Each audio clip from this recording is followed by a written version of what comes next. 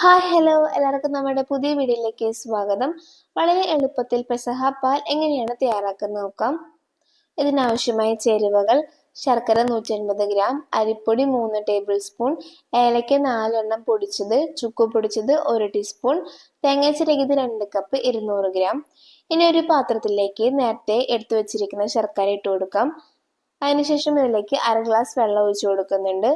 എന്നിട്ട് നന്നായിട്ടൊന്ന് ചൂടാക്കി എടുക്കണം. ശർക്കര നന്നായിട്ട് ലയിച്ചു വരുന്നവരെ ഒന്ന് നന്നായിട്ട് ചൂടാക്കി എടുക്കാം.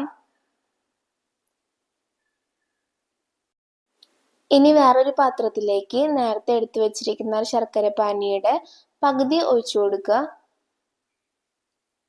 എന്നിട്ട് ഇതിലേക്ക് ആ ഒരു അരിപ്പൊടി മുഴുവനായിട്ട് ഇട്ട് കൊടുത്ത് കട്ടയൊന്നും ഇല്ലാതെ നന്നായിട്ട് ഒന്ന് ഇളക്കിയെടുക്കണം.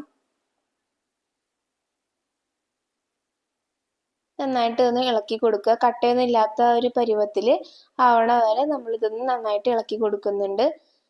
ഈ ഒരു പരുവാകുമ്പോൾ നേരത്തെ എടുത്തു വെച്ചിരിക്കുന്ന ഒരു ശർക്കരപ്പാനിയുടെ ബാക്കി കൂടെ ഇതിലേക്ക് ഒഴിച്ചു കൊടുക്കാം. ഇപ്പം നമ്മൾ ഇതിലേക്ക് ഫുള്ളായിട്ട് ആ ഒരു ശർക്കരപ്പാനി ചേർത്ത് കൊടുത്തിട്ടുണ്ട്. ഇനി ഇതിലേക്ക് തേങ്ങ ചിരകിയതിൻ്റെ കൂടെ 1 ഗ്ലാസ് വെള്ളം ചേർത്ത് 1-ാം പാലും അതുപോലെ തന്നെ 1 ഗ്ലാസ് വെള്ളം ചേർത്ത് 2-ാം പാലും എടുത്തിട്ടുണ്ട്. ഇപ്പം ഇതിലേക്ക് ഒഴിച്ചു കൊടുക്കുന്നത് 2-ാം പാല്. ഇനി നന്നായിട്ട് ഒന്ന് ഇളക്കി കൊടുക്കുക. സ്റ്റൗ ഓൺ ആക്കിയിട്ട് നമ്മൾ ഇത് നന്നായിട്ട് ഒന്ന് ഇളക്കി കൊടുക്കുന്നുണ്ട്. കട്ടയൊന്നും ഇല്ലാത്ത രീതിയിൽ നന്നായിട്ട് ഒന്ന് ഇളക്കി കൊടുക്കുക. ആ ഒരു കുറുകിയ ഒരു കൺസിസ്റ്റൻസി വരുമ്പോൾ നമ്മൾ ഇതിലേക്ക് 1-ാം പാല് എടുത്തു വെച്ചിരിക്കുന്നത് ചേർത്ത് കൊടുക്കുകയാണ്. 1-ാം പാല് ചേർത്ത് കൊടുത്തപ്പോൾ തന്നെ സ്റ്റൗ ഓഫ് ചെയ്യാണ്. എന്നിട്ട് നന്നായിട്ട് ഇളക്കി കൊടുക്കുക. അതിനുശേഷം ഇതിലേക്ക് എടുത്തു വെച്ചിരിക്കുന്ന ഒരു ഏലക്കപ്പൊടിയും അതുപോലെ തന്നെ ചുക്കുപൊടിയും കൂടെ ചേർത്ത് കൊടുക്കുക.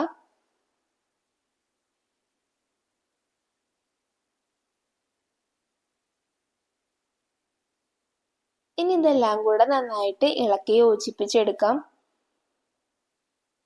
ഇതാ ഇവിടെ ഇപ്പോൾ പെസഹ പാൽ റെഡി ആയിട്ടുണ്ട്. വളരെ എളുപ്പത്തിൽ തയ്യാറാക്കാൻ പറ്റുന്ന ഒന്നാണ്.